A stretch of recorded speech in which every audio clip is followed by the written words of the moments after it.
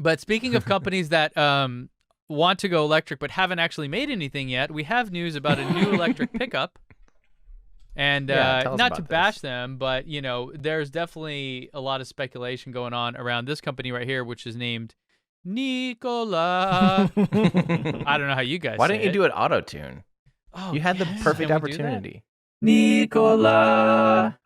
Did that work? No, It works. I mean, it did, but it wasn't as cool as this morning. I need the Swiss guy with the giant horn. Yeah. Anyways, so this is a company called Nikola, and you may have heard of them before. They are making hydrogen-powered semi-trucks. We have talked about them on the show. Yep. And so, that was kind of what they were known as.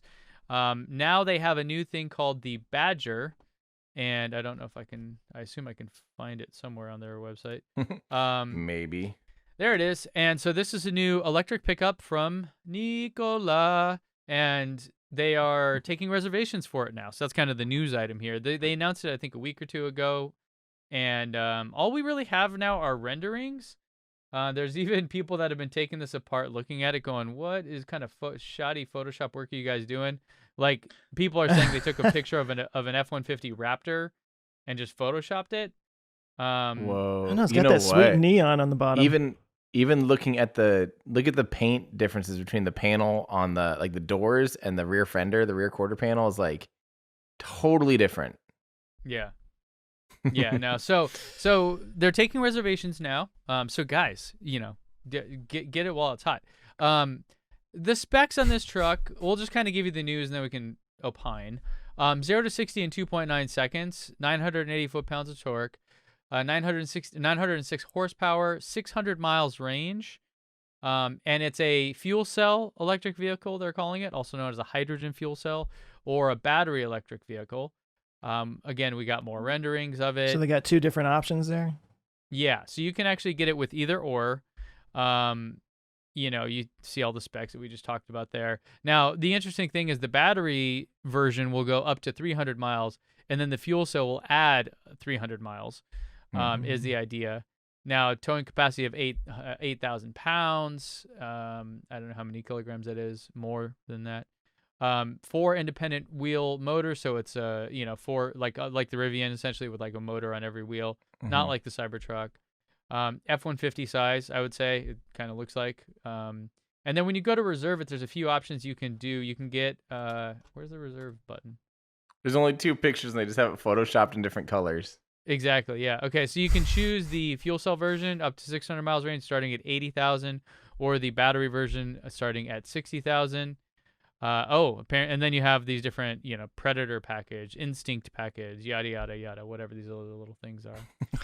So they're taking they have reservations. a honey package, like a honey badger? Right. Yeah. I don't mind it. Does it just like drive through all the other cars and knock them off the road? Because the honey badger don't care? Yeah. Signed by founder and delivered amongst first batch of deliveries. 5,000 purchase price. Nikola will match your deposit. I don't know. So they've got some different things. They're taking reservations. This is a big deal. Now, we've talked about them before because of the hydrogen stuff. Yeah. And now that they're taking reservations for this, and so there definitely is I don't know if you want to say rivalry, but the founder of this company is really kind of trying to take little jabs at Elon, saying that, the only reason they're doing this is because the Cybertruck is hideous and that they didn't want to make it, but they, Elon forced them to because their truck is so shitty, or whatever. Wow. Yeah, they're literally, like, he's active on Twitter, really trying to rile people up, and take that for what you want. Either that's him and you hate him, or that's him being smart and trying to generate buzz around his company. There are different motivations behind when people act certain ways online. So, think about that before you judge somebody. People aren't based always on themselves online. Yeah. So that's what it is. I mean, what do you guys think, first off? I have a lot of thoughts, but I want to hear Joe's first. Yeah. I mean, I think it looks cool. I mean, why not? The hydrogen thing, I still can't get over. Like, where are you supposed to fill this up? Okay, so they have plans to do all these hydrogen refueling stations, and sorry, not to interrupt, but I get it for like trucks, like semi trucks. Mm-hmm. You could have specific stops where you could go and fill up with hydrogen and like large truck stations and whatnot. But to create an infrastructure of that, I mean, I guess you could already use the gas stations that we're at. Sorry, go ahead. I'm of so many you're minds right. on it. I just don't I'm know. with you on this. In fact, go ahead, Tim. Well, yeah, that's like, I mean, people argued that same thing with the electric infrastructure, but the thing is, like, the electric infrastructure is everywhere already. Like, literally, It's 1,000 times easier. Yeah. Yeah, And it took over 100 years to build. Yeah. I mean, that's what I just don't get. Like, that was one of the biggest arguments about electric cars. Is like, there's no infrastructure. It's that chicken and egg thing of like, I don't want to buy an electric car because how am I going to go anywhere? And then, now that's pretty well figured out. Like, I've road tripped dozens of times across the freaking country. It's not an issue. That is solved. I can arguably say that is solved, at least in the United States, and at least with with Tesla, they have that figured out. I would argue though that it definitely is not as convenient as a gas car road tripping long distances. Currently, no, but I think. But day-to-day driving, even occasional road trips, not really something to worry about. But that argument now is fresh and even harder to roll out with a hydrogen station because you have to now deliver hydrogen. Like, so, and Tim, you have to have the station and deliver it unless they're, well, didn't they talk about actually doing in situ, like basically literally pulling hydrogen out of the air? Right. So it's out of water, but there is this electrolysis process where you can use solar and pull it out of H2O basically, and generate the hydrogen. But I was actually curious. I wanted to ask you, Tim, about hydrogen itself. Have rockets ever used hydrogen? Is this a thing? Oh yeah. Helox or something like that? Hydrolox, yep.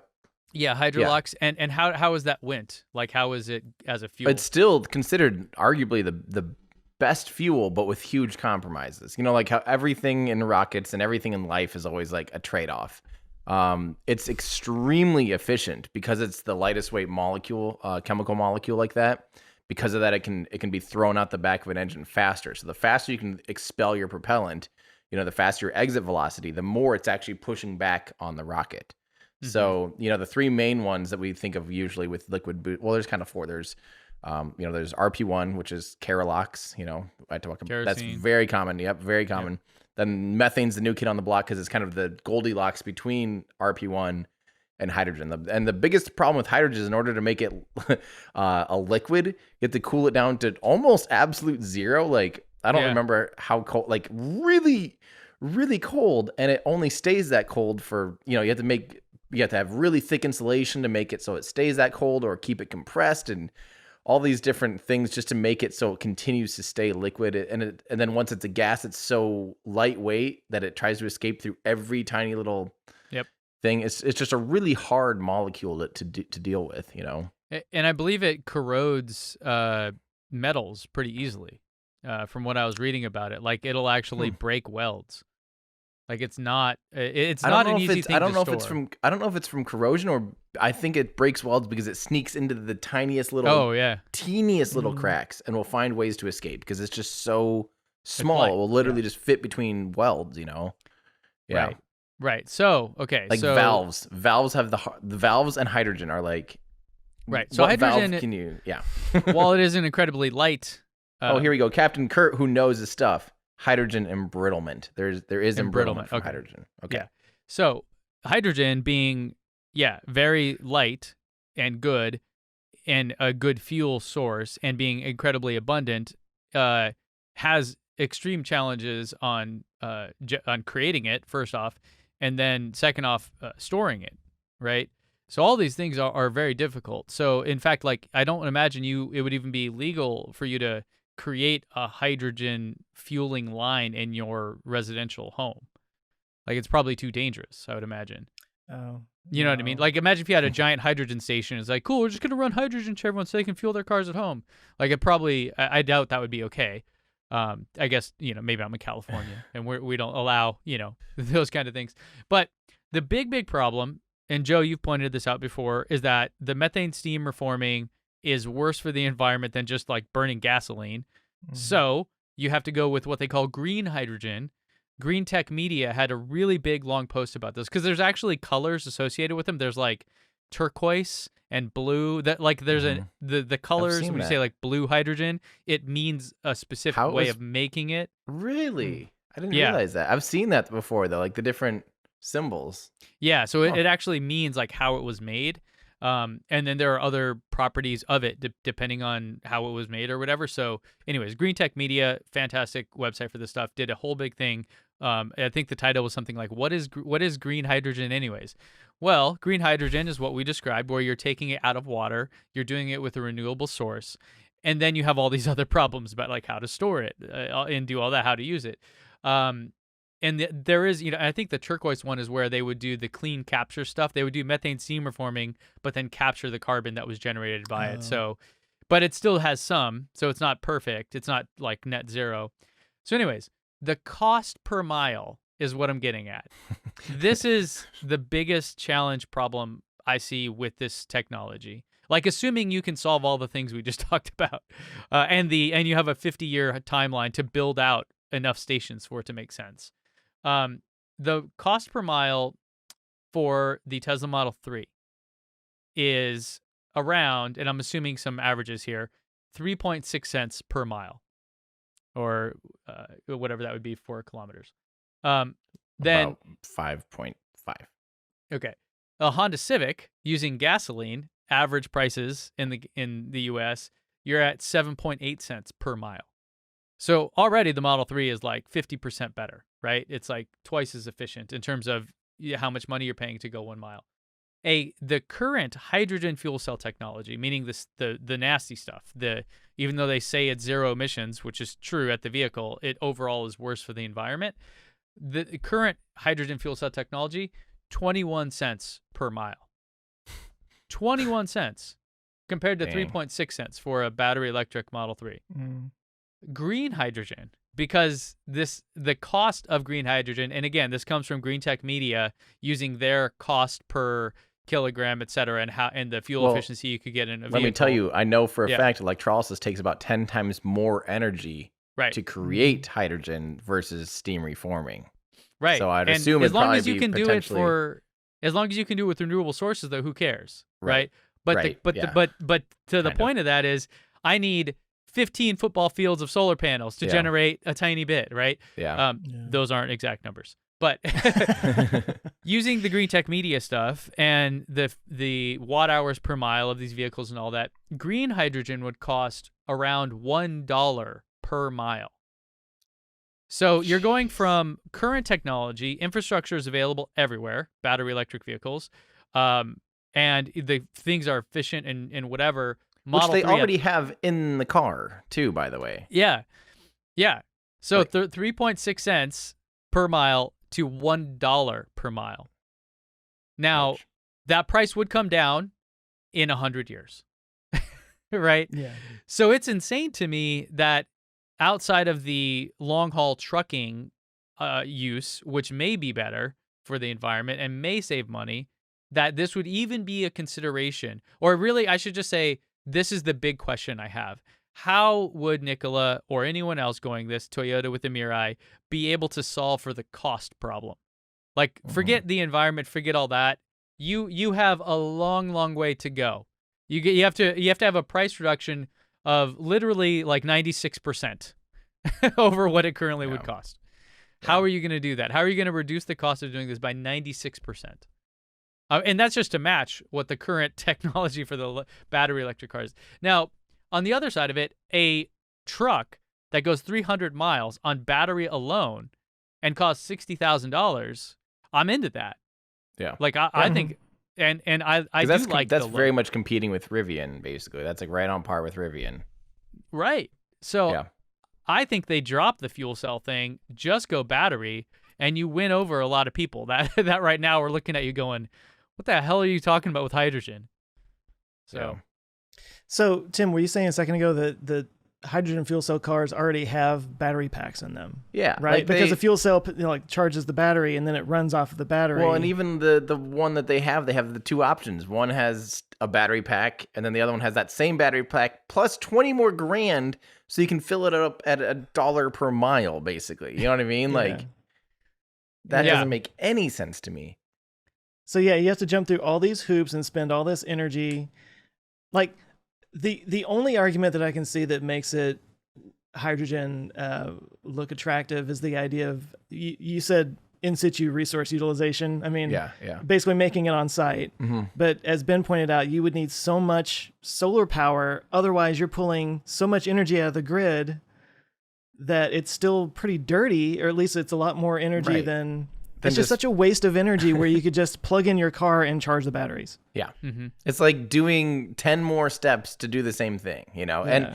And again, I've said for a long time, like hydrogen would have been great before battery technology was, because it's such an energy dense thing. You can have a relatively small hydrogen fuel cell, and like while we were trying to figure out lithium ion battery technology, say 20 years ago, like right in 2000, say this had come out and it was like the stepping stone to get us into having electric vehicles, and it was this nice transitional thing, which is kind of the timeline it was originally on. Toyota, Honda had hydrogen fuel cell cars in the late 90s, and had that ramped up and kind of, been before the electric vehicle had really, started to shine, I think it would have made sense. But now that like we're well beyond that point, this is like the SLS of of cars, and like car technology. It's like, well, wait, you're kind of going backwards here in time, in the timeline. Yeah. Speaking of the SLS, sorry, we were still on the topic. I wasn't trying to jump in. That will be the outro, though. When you see a good segue, you Yeah. got to go for it. We will go to that in a second. But yeah. So, yeah. It's an interesting then thing. let me reiterate. I think all of us are huge fans of any newcomer to the scene with electric energies and clean car companies and stuff like this. And I want Nikola to do well, but I just think that putting all your chips in the basket for hydrogen fuel cell just seems like a 20-year ago decision to me, as opposed to a now. Let's be fair. We like the idea of the battery, like the BEV version of it. Let's forget the hydrogen fuel cell. Forget that's not even. It's not there. Battery only. Would you be interested in this truck? Yes. Yeah. Ish. Yeah. My next. Well. Okay. We'll do a push-up bet. If this isn't true, someone tell me and I'll do some push-ups. My next electric car I buy will be a truck. Or electric vehicle will be a truck, because I need one. Literally have 3 electric cars in my driveway and a 99? What is that? 99 Tacoma. Or wait, 21 years old. Yeah. Yeah. So it's like I need a truck. I own a house. We're looking at buying land or another house where we're going to be doing renovations. Jenny, my wife, is super into furniture design. We just rented a space for her to do like fabrication of things. Like we have to have a truck. I don't care. Like, yeah, the normal person out there probably doesn't understand this, but like when you're picking up giant pieces of steel, you're not going to put it in your $80,000 Tesla. You're just not going to do it. Right. Or like tons of lumber. So we need a truck for sure. I loved driving my truck before I bought my Model S, but now looking at it, we have some options coming out. My next one will be an electric truck. If this was real and I could drive it and see it and forget the hydrogen thing, yeah, I would say it's a contender. I just have far less confidence in them than I do some of the other companies that are already doing or already offering this. Like, I'm still honestly waiting for the electric F-150. If there was like an electric F-150 Raptor right now for this same price, hell yeah, that would be a winner. I'm really excited about the Rivian, but when you're talking Ford, a company that's been making cars since the dawn of the auto industry in this country, I would have much more faith in them. Or Tesla, if it was like, hey, we're going to make one that doesn't look crazy, okay, I would go with that one. Probably would be my number one. So definitely next one is going to be electric. If this were real and had a shot and you could drive it and it was here, I would consider it for sure. Yeah. Somebody made an interesting point about the Cybertruck that it's going to be popular with contractors because they would want to like put their logo on it on the side, and it would get everybody's attention.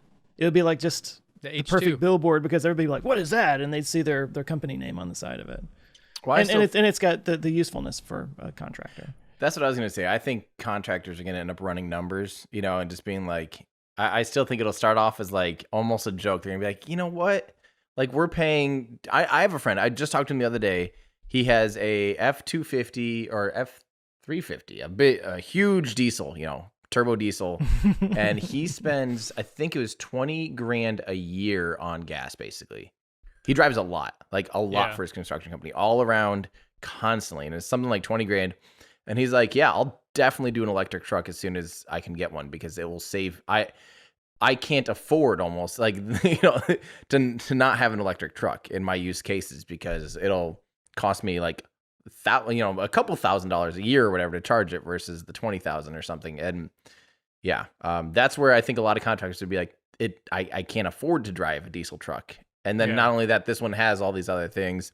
And before you know it, at first it'll be like the eyesore of the construction site because they're like, oh my, here comes Jim. Cool. He got stuck driving a Cybertruck today, and like soon they're all going to be fighting over it because they're like, well, actually, I kind of want to watch like the game, or something while I'm in transit. And I just would rather have the truck do it than me, like people will be fighting over it then. There's a lot of downtime in construction and in contracting too. So to be able to have like an entertainment system in there or just even a web browser that you can get some work done or whatever, Well, I think one of the things, the challenge on the Cybertruck side for construction is charging. I think Tesla needs some kind of mega charger or dual supercharger capability because you're at a construction site, you're in the, speaking generally, but my wife's father is in construction, been doing it for years. Talked to him about this. He drives a couple 100 miles a day for easily, and he's out in the middle of nowhere where they're building a new freeway, right? It's not like a place where there would be a supercharger or anything like that. So he needs enough miles to like make it there and back. And then if he gets back home, like at his house, he doesn't even have a place to charge it. He literally have to charge a whole 110 outlet, which means it wouldn't charge overnight. It wouldn't be enough time. Right. So then he has to hit a supercharger, and if he has to do that... Why wouldn't he have a 220 at his house? He has a 4-bedroom townhome. He doesn't have a garage. But he has his own panel there. I suppose he could run one out of his patio into the main area, possibly. But he's not going to do that. It's not his construction company. He wants to retire. But point being, he doesn't have an easy way to charge overnight. And even if you did, I think you would need maybe a 100-amp charger because a 50-amp charger with that much energy might not even refuel over the entire day or the entire night. So now if you have to stop at a supercharger every single day and that adds an hour and a half to your day. So I think my point is I think that it's not a total slam dunk for everyone. Certainly will be cool. Certainly will have that factor. I think that putting your name on the side of it is definitely a win. But if you're more in the, I guess it depends on what you do for construction. But it's not going to be a total slam dunk for everyone until they figure out how to recharge that thing in 30 minutes with a mega charger or something. Yeah. Well, which would be awesome. I would die to see that. They need to do those for the semis anyway, right? Yeah. And there was some leaked photos of the semi charging, and I think it had two. Like a box. Yeah, there was like something going on in there. So I would love to see a mega charger coming out soon. Hey guys, thanks so much for watching this clip from our show. If that's just not enough for you and you want to watch the full episode, you can go to olfpod.com/YT.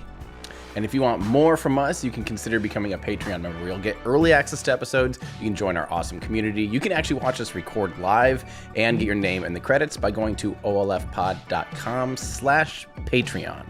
So thanks everyone for watching. Check back every Friday for new clips here and new episodes on the main channel. Thanks everybody.